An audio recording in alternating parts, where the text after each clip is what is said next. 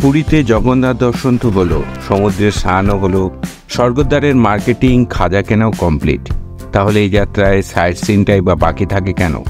ওটিডিসির সাথে চলুন না ঘুরে আসি ধবলগিরি, উদয়গিরি, খণ্ডগিরি, কোনারক, নন্দনকাননের মতো জায়গাগুলি। Good morning. এখন আমরা যাচ্ছি ওটিডিসি পান্থনিবাসে। ওটিডিসি পান্থনিবাস থেকেই এই ওটিডিসি সাইট সিনের বাসগুলি ছাড়ে। 6:35 আমাদের বাস ছাড়বে। আমাদের জন্য একটা টেম্পো ট্রাভেলার অ্যালার্ট হয়েছে, কেন বড় বাসটা কালকে বুক হয়ে গেছিলো। এই ওটিডিসি সাইট সিনের বাসগুলো আপনারা কীভাবে বুকিং করবেন এবং কিভাবে আমরা ঘুরি, সমস্ত ইনফরমেশানগুলো এই ভিডিওতে থাকবে। চলুন তাহলে বেরিয়ে পড়েছি, ওটিডিসি পান্থনিবাসে যাওয়া যাক। আর ভিডিওটা পুরোটা দেখতে থাকুন কিন্তু।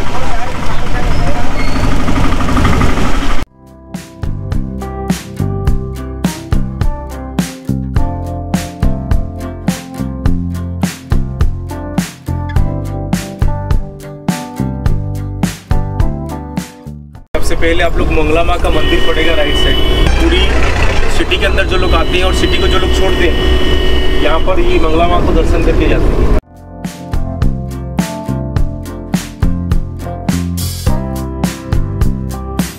आज हमारे टूर का नाम है the golden triangle tour.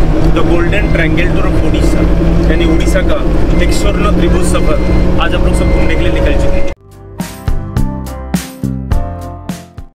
OTDC থেকে বাসটি ছেড়ে মঙ্গলপুর, পিপলি ডিস্ট্রিক্টের মঙ্গলপুরের কাছে একটু ব্রেক দিয়েছে, একটু খাওয়া দাওয়া, একটু ফ্রেশ হয়ে যাওয়ার জন্য। তারপরে আবার রওনা দেবো আমরা।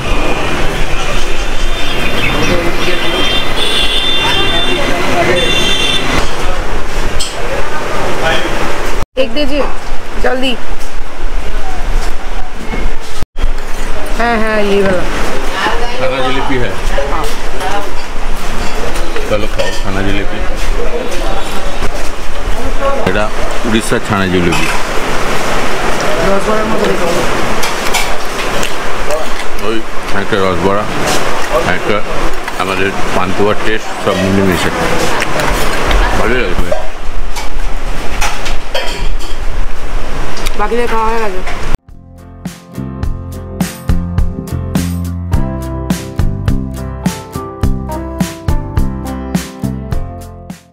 आप लोग का डाइने बाजू देखिए, ये जो पहाड़ आप लोग को राइट साइड में दिखाई दे रहा है, ये धवलगिरी पहाड़ है। धौली विश्व शांति स्तूपा, धवलगिरी पहाड़।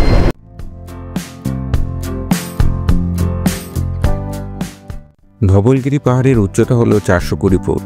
1972 সালে উড়িষ্যা সরকার ও জাপান সরকারের উদ্যোগে এই বৌদ্ধ শান্তিস্তূপটি গড়ে উঠেছিল। দূরে এই নদীটি 261 BC-তে কলিঙ্গ যুদ্ধের সময় রক্ত নদীতে পরিণত হয়েছিল। সেই রক্ত নদী দেখে সম্রাট অশোক অস্ত্র ত্যাগ করে চণ্ডা অশোক থেকে ধর্মা অশোকে রূপান্তরিত হয়েছিলেন।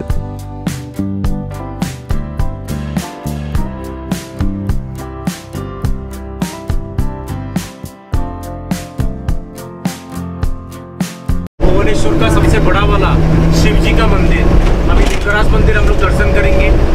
लिंगराज मंदिर जो है 1000 साल पुराना मंदिर है और सोमवंश का राजा ये मंदिर को बनाए थे आज को 1000 साल पहले। आप लोग जगन्नाथ मंदिर तो देखेंगे, जगन्नाथ मंदिर 1161 में हुआ था, मगर ये वाला मंदिर 11वीं सेंचुरी में ये वाला मंदिर का काम पूरी तरह से कंप्लीट हो गया था।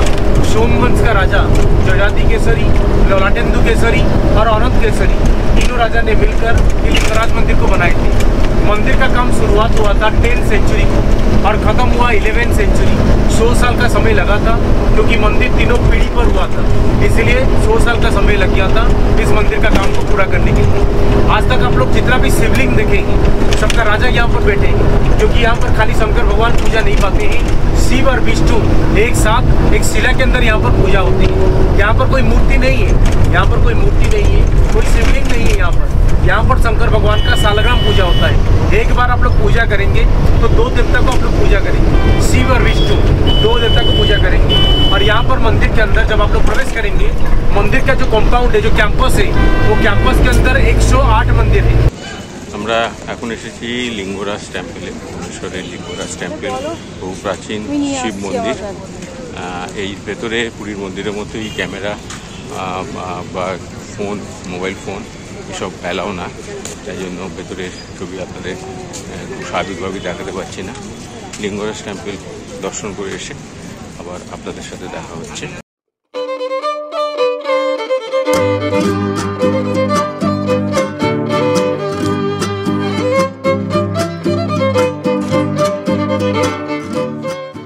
লিঙ্গরাজ টেম্পলে দর্শন করে বেরোলাম, খুব সুন্দর লাগলো, সুন্দরভাবে দর্শনও করলাম। একটা মন্দিরটার মধ্যে প্রাচীনত্বের ছোঁয়া চারিদিকে বিরাজ করছে। এর পরের গন্তব্য আমাদের গাইড এক্ষুনি আমাদের ব্রিফ করবে, আমরা বাসের দিকে যাচ্ছি। এটা মনে হয় নারকল হবে। নিয়ে যাও, জলটা কি চিনচিনে দেখি, তোমার জলটা কচি। এই এখানেও নারকল আছে।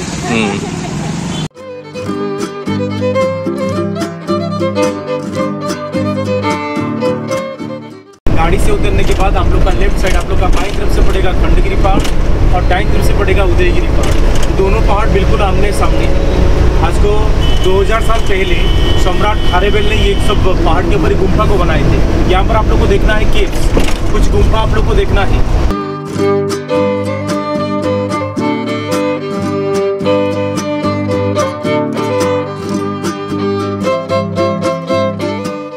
এলাম হচ্ছে উদয়গিরি খণ্ডগিরি, উপরে হচ্ছে হাতি গুম্ফা।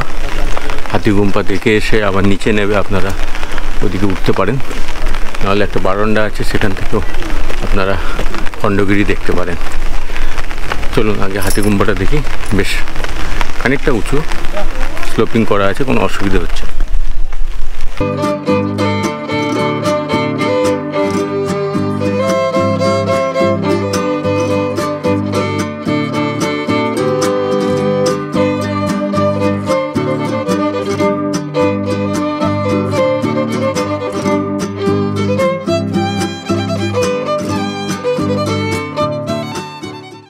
এখান দিয়ে উঠে যাচ্ছে হচ্ছে, এখানে একটা বারান্দা টাইপের আছে, এখান দিয়ে একটা ভালো ভিউ পাওয়া যায়। আর এখান দিয়ে নেমে গিয়ে আবার ওই খণ্ডগিরি, ওই যে যেখানে মন্দিরটা দেখছেন, ওই মন্দিরের ওখানটা উঠতে পারেন আপনারা। এই বৃষ্টি পড়ছে বলে আর ওখানে উঠছে না, ওখানে একটা জৈন মন্দির আছে, গণেশ গুম্ফা।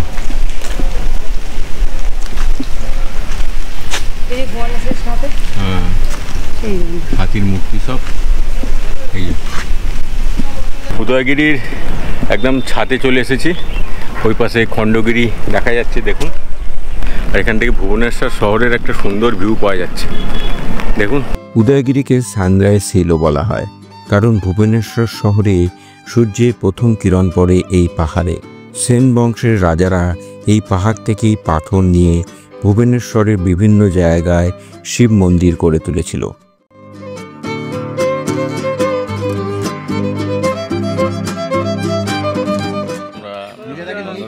এখন ব্যাটারি চালিত গাড়িতে উঠেছি, ভাড়া হচ্ছে 80 টাকা।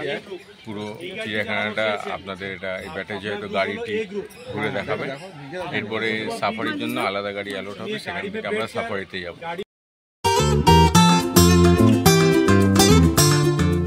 নন্দনকাননের ভিতর আমরা ঘুরে দেখলাম বিভিন্ন ধরনের বাঁদর, শিম্পাঞ্জি, জলহস্তী, বিভিন্ন প্রজাতির সাপ ও রেপটাইল।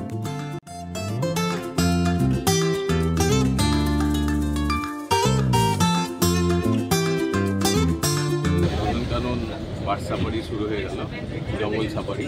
জঙ্গল সাফারির ভাড়া এসি বাসের পড়ছে 110 টাকা, আর নন এসি বাসের হচ্ছে 70 টাকা। আর যেটা ব্যাটারি চালিত গাড়ি সেটির ভাড়া হচ্ছে 80 টাকা করে পড়ছে। আপনারা এই যে ওই টিকিটগুলো, যেখানে যা টিকিট লাগছে, ধরুন কোনারকের টিকিট বা যেখানে এর পরেও যা টিকিট লাগবে, তার ওটিডিসি যে গাইড আছে তাকে পুরো টাকা বলে দেবে আপনাদের। সেই টাকাটা পুরো ওদের দিয়ে দিলে তারা আপনাকে পুরো, তাহলে আলাদা করে আর কোথাও টিকিট কাটতে হবে না। জঙ্গল সাফারিতে দেখলাম হরিণ, ময়ূর, সিংহ, এছাড়া সাদা পাখ তো দেখলামই।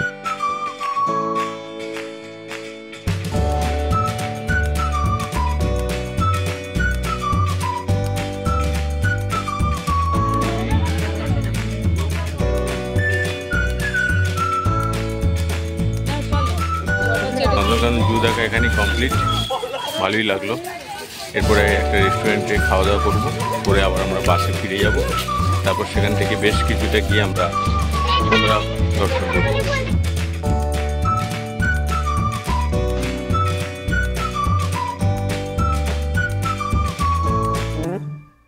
আমাদের এক থালি এসে গেছে, দেখতেই পাচ্ছেন। এখানে আবার পায়েস দিয়েছে, দুটো ডিম দিয়েছে, আচার দিয়েছে, এখানে একটা কিসের তরকারি দিয়েছে বোঝা যাচ্ছে না, ডাল দিয়েছে, পাঁপড় দিয়েছে। একটা গরম গরম আছে। গরম আছে, গরম আছে, খুব একটা খারাপ নয়, টেস্টটাও ভালো। এখন বাজে বিকেল 4টে। আমরা এসেছি কোনারকের সূর্য মন্দির দেখতে। ভারতবর্ষের অন্যতম ওয়ার্ক অফ আর্ট এই কোনারকের সূর্য মন্দির। কোনারকের সূর্য মন্দির দেখতে আপনাদের 40 টাকা করে টিকিট কাটতে হবে।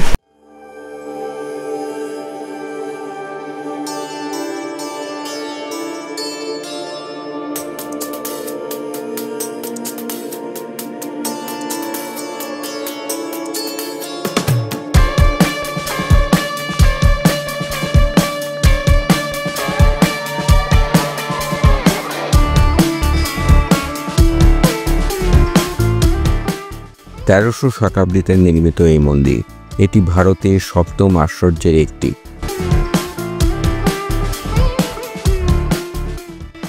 যা নির্মাণ করেন প্রথম নরসিংহদেব।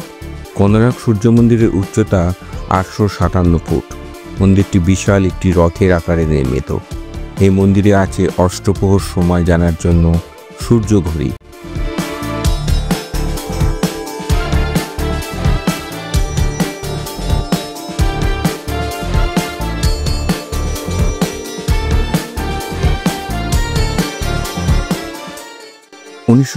সালে ইউনেস্কো ওয়ার্ল্ড হেরিটেজ সাইট ঘোষণা করে কোনারকের এই সূর্য মন্দিরকে।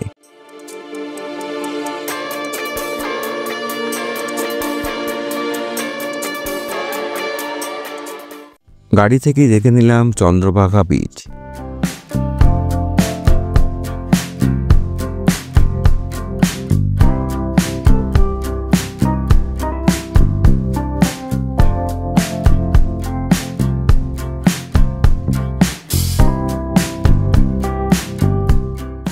এখন আমরা এসেছি রামচণ্ডী মন্দিরে। আর রামচণ্ডী মন্দির থেকে এই সিটে এগিয়ে গেলে নদী এবং সমুদ্রের মিলনস্থল। খুব সুন্দর একটা জায়গা। রামচণ্ডী মন্দিরের মধ্যে ক্যামেরা অ্যালাউ নয়, তাই জন্য আপনাদের দেখাতে পারছি না। আমরা আগে চলুন দেখে আসি নদী এবং সমুদ্রের মিলনস্থলটি। তারপর এখান থেকে আমরা যাব স্যান্ড আর্ট বিচে। এই মোহনাটি খুবই সুন্দর লাগলো। এখানে কুশপাত্রা নদীর সাথে সমুদ্রের মিলন ঘটেছে।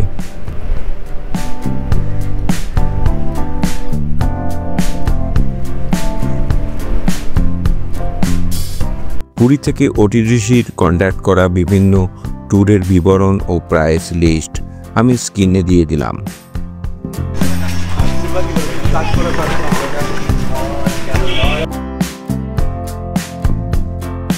শেষে এলাম আমরা আন্তর্জাতিক খ্যাতিসম্পন্ন সুদাম স্যান্ড আর্ট মিউজিয়ামে। এই মিউজিয়ামের প্রবেশ মূল্য 40 টাকা।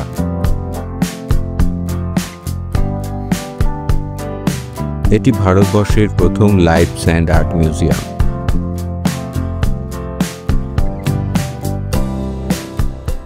আজকে আমাদের পুরীর সাইট সিন এখানেই শেষ করলাম। ভিডিওটা কেমন লাগলো একটু আমাকে কমেন্ট করে জানাবেন। আর কিছু ইমপ্রেশন থাকলে সেটাও কমেন্ট করে আমাকে জিজ্ঞেস করতে পারেন, আমি যতটা পারবো দেওয়ার চেষ্টা করব। ধন্যবাদ।